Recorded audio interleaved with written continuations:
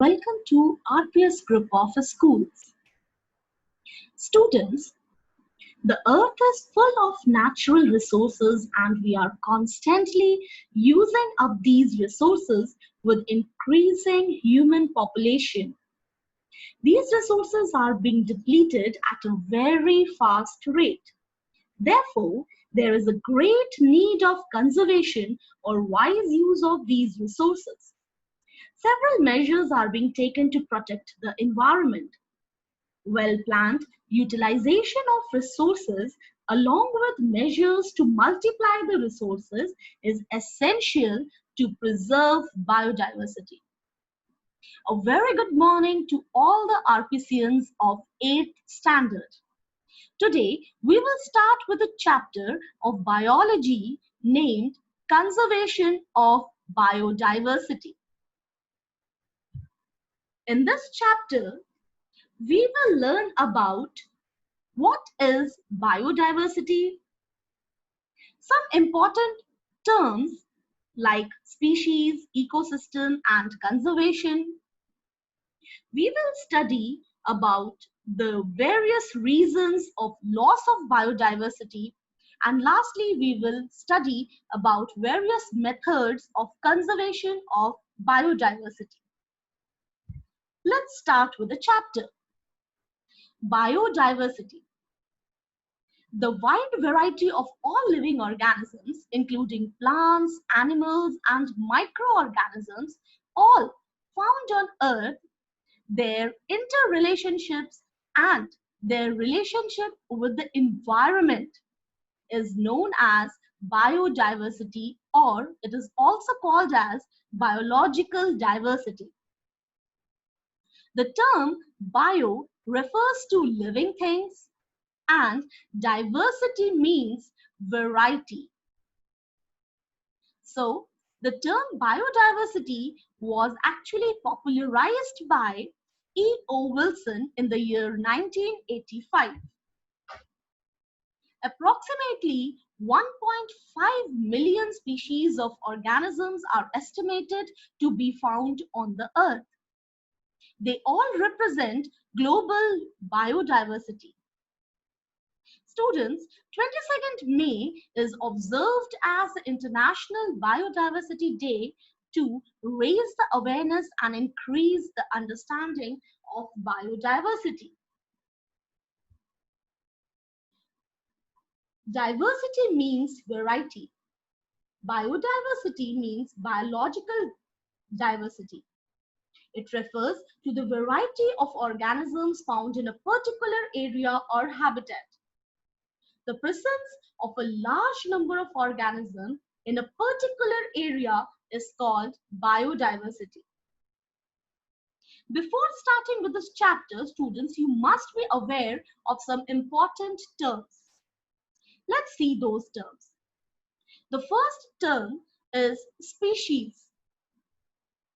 A group of populations which are capable of interbreeding with each other and reproduce a fertile and viable offspring within their population is called a species. Or in a very simple way, you can say a group of similar individuals that live in the same habitat, interbreed among themselves, and reproduce under natural conditions. Let's go to the another term called ecosystem. All the living components, that is plants, animals, and all type of microorganisms, along with non-living components such as climate, soil, river, water, etc., and their interactions among themselves and with each other form an ecosystem. Or you can simply say that an interdependence between all the biotic and abiotic components is termed as ecosystem. Flora. The plants found in a particular area are termed as flora of that region. Similarly, fauna. The wild animals found in a particular place or geographical region are called fauna of that particular region. Endemic species. Species of plants and animals that are found exclusively in a particular area and do not naturally occur anywhere else are called endemic species. Another term is mega biodiversity regions. The regions which are rich in plant and animal species are termed as mega biodiversity. Hotspots. The specific regions of mega biodiversity regions having a large number of endemic species are called hotspots.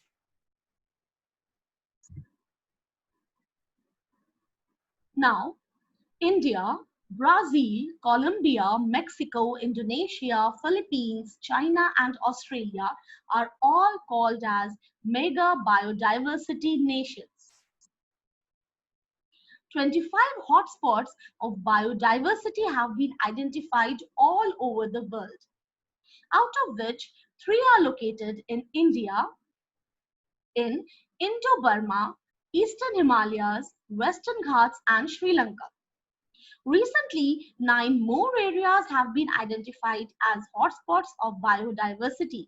Thus, it is 34 hotspots of biodiversity till now have been identified all over the world. What is the significance of biodiversity? Children, all the components in nature are interdependent. They are always interacting with each other through food chains, food webs, etc. There is a perfect balance and harmony in these interactions. Any sort of disturbance to the living or non-living components of the system will cause drastic adverse effects or negative effects on all other organisms. Therefore, to maintain a perfect balance, we have to conserve our biodiversity. Let's see what are the various reasons of loss of biodiversity. The various factors leading to extinction of wild species and loss of biodiversity are: first point is climate change.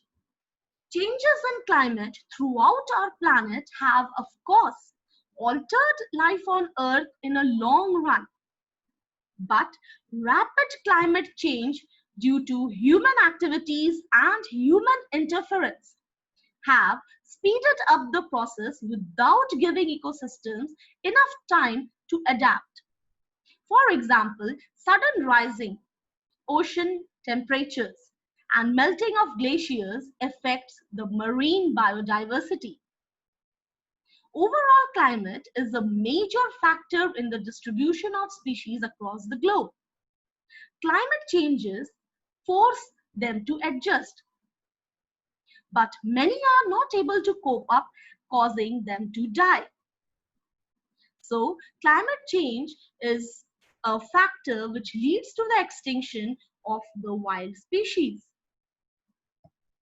Another point is deforestation and habitat loss. Deforestation is a direct cause of extinction and loss of biodiversity. Forests are lost each year due to several human practices destroying the ecosystems on which many species depend. The third threat to biodiversity is overexploitation. Over of anything is bad. Overhunting, overfishing, overharvesting contribute greatly to the loss of biodiversity, killing off numerous species. Even poaching and other forms of hunting for profit increase the risk of extinction of wild species. Fourth point is invasive species. The introduction of exotic species or a foreign species into a new locality compete with the species already existing in that area and may cause extinction of some native or local species. Another important threat to biodiversity is pollution. From the burning of fossil fuels to the dumping of plastics, use of insecticides, pesticides, all causes pollution which completely disrupts the Earth's ecosystem, causing loss of biodiversity. Even acid rain, which is typically caused by the burning of fossil fuels, can acidify smaller bodies of water and soil and negatively affect the species that live there.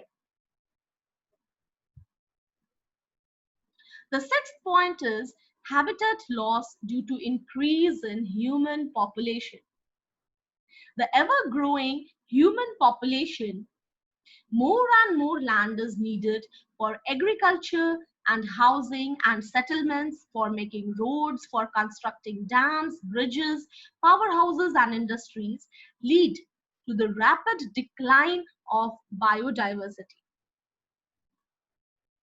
So, what are the various methods to conserve the biodiversity?